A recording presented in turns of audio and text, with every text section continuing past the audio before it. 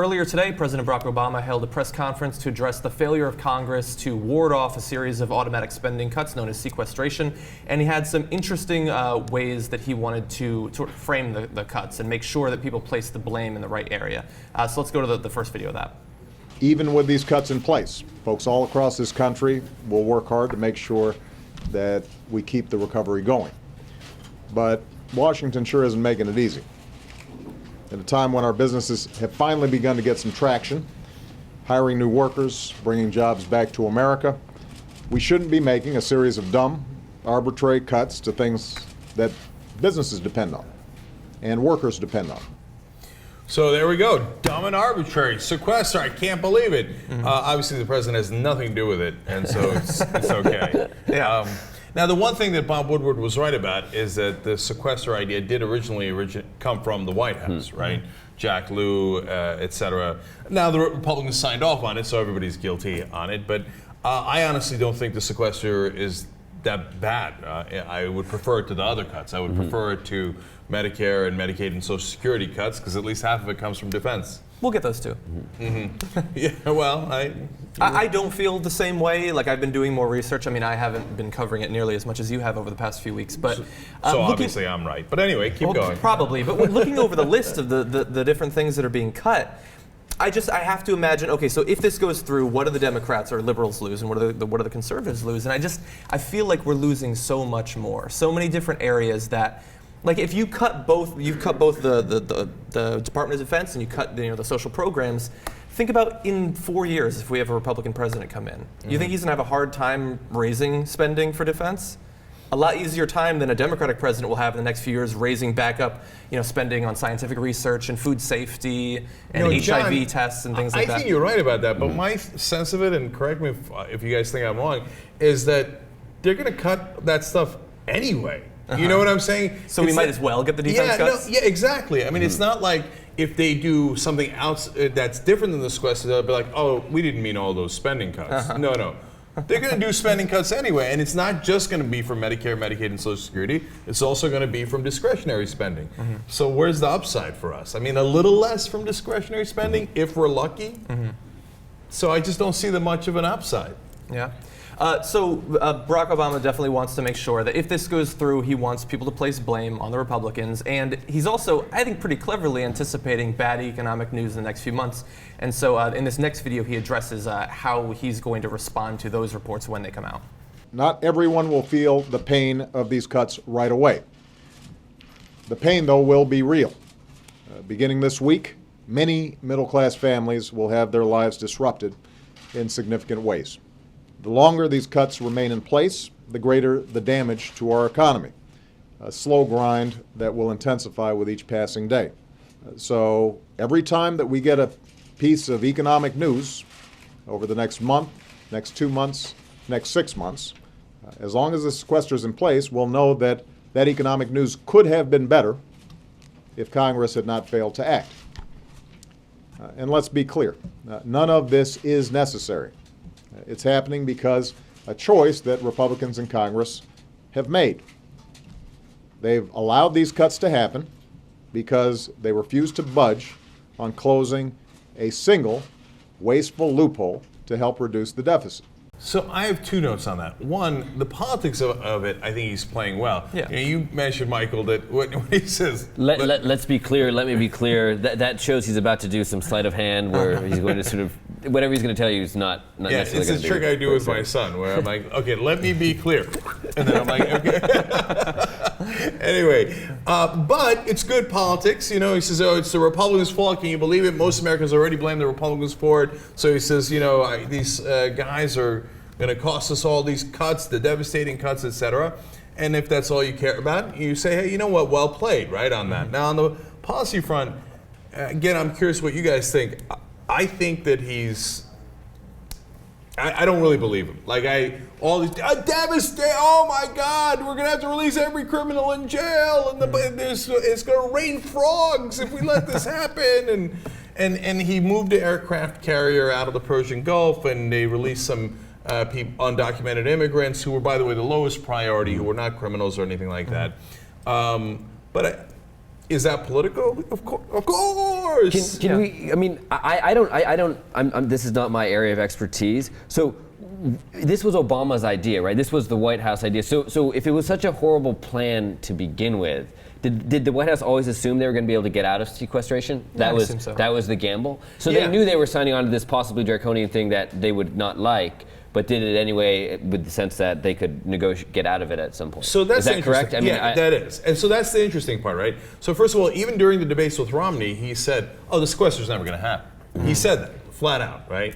And but in the beginning, they thought the Republicans would blink first because the Republicans hate the defense cuts so much that they were like, "We got you over a barrel on this one. We're going to cut defense." And the Republicans played their usual poker, which was like, "Well, that's interesting. Go ahead, cut defense. See how it turns out for you." Okay? Yeah. And now Obama panicked, and he said, "Wait, you guys were supposed to panic. Why am I panicking?" So, but then he changed course and said, "These son of a bitch Republicans, they're the ones making the frogs rain." Right? Yeah. Which is not bad politics once you're in that bind. But, like, here, let me tell you a quick story that is very related to this, I think, in a sense. When I was a kid, we used to go skiing. You know, ski lifts, and then you would raise the bar right before you were going to get off, right? And me and my friends, and even my friends' dads, we'd play chicken. And I never, ever lost in a game of chicken. I was a Republican. You know why? Here's what they never understood about why I won every time. Because I was willing to go around. Like to go all the way back. To hit the emergency stop with your skis. And, whatever it was. Because I wasn't going to get off until they got off. There you go. So that's what the Republicans are like. They're like, they know Obama's going to get off first. They know. So they're just like, and Obama's like, "Oh, God damn it, the sequester's bad. Let's get off the ski lift." Okay. So I think that's what's happening. We should go skiing. We should definitely. or not. I don't know if that's a good thing or a bad thing to ski. See if your backbone's as strong as it was when you were a kid. But I think that it makes perfect sense because it's easy to say that the Republicans hate the defense cuts more, and in some sense they marginally do hate them a little bit more. But a lot of Democratic congressmen don't want to see defense contractors' factories get shut down in their districts either. So they're going to be putting pressure on the president. And a lot of them get donors from the defense industries, no question. Yeah. And of course, it's easy to say like defense is being cut, like it's gonna. The Pentagon comes out and says that it's going to be hard to recover from this. But we're not taking money directly away from wars that are being fought. We're not taking money directly away from military personnel. It's just projects that were going to be worked on, and maybe eventually we'd have the F-35 or the F-22 or something like that. And so I think that in the end, the Republicans were not under as much pressure as we might have imagined 2 years ago to blink. Yeah. So look, I don't know how it's going to get resolved. I love predictions, right? And I always say like, "Oh, this is what's going to happen," and I tend to think that I'm right most of the time. But if I'm wrong, I immediately show you that tape too. In this case, I'm a little stumped on this one because it looks like they're going to go around the ski lift and come back around because the Republicans are saying, "Look, I'm not going to raise taxes." In fact, let's listen to Boehner. Let's go to that next one. The American people know that Washington has a spending problem. This discussion about revenue, in my view, is over.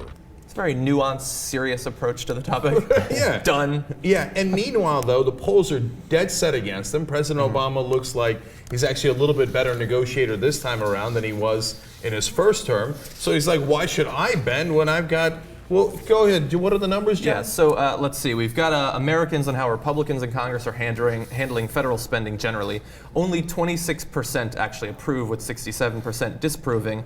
And then you can contrast that with their approval of Obama's handling of federal spending, with 43% approval, again, not a majority, but higher than the Republicans, with just 52% disapproving. So Obama's not in awesome shape there, and that'll make him panic a little bit. But the Republicans are at 26 to 67. Yeah, that means a lot of Republicans don't even support the way they're handling federal spending. And could this end in a government shutdown? Is that where this could all be going? Yeah, so now to complicate matters more, and this is the fun part, on March 27th, they have to pass a budget.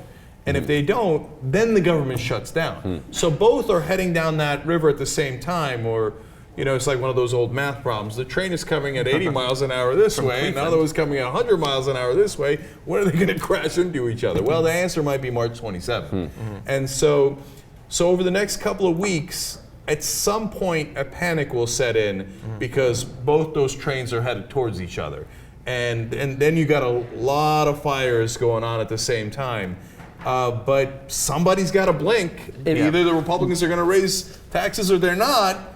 So somebody's got to give in, and I don't know who's going to do what in this case. And it backfired. I mean, the last time when Newt Gingrich shut down the government, it backfired on the Republicans. So at least Obama and the White House do have a precedent of saying, well, we can actually get through a government shutdown and survive. Will Obama take it as far as Bill Clinton would? I mean, are they? Their levels of risk seem to be. They're not the same person. Not the same person. And it's an entirely different political climate. Yeah, I mean, that's yeah. a long time ago. It's 18 years ago or something like that. Right, but now to be I'm fair, old. but to be fair to Obama though, which I don't often do. Okay, no, but seriously, in the first term, we said no brainer, no way he shuts the government down. Whatever it takes at the last moment, he'll panic, he'll press the button, go, okay, no tax increase, no nothing, you win, whatever the hell you want, right? But in this second term, he hasn't been like that. He just hasn't, right? Yeah. He's been a much tougher negotiator. And now his goal is not a goal I agree with anyway. I don't want to cut Social Security, Medicare, and Medicaid. He does, right? Yeah. But in order to do that, he's saying, I still want a little bit of revenue. I want to close some of those loopholes, et cetera. And he's been so insistent on it that it would definitely seem like a significant failure if he didn't get it. And I don't think that he's in the mood for a significant failure.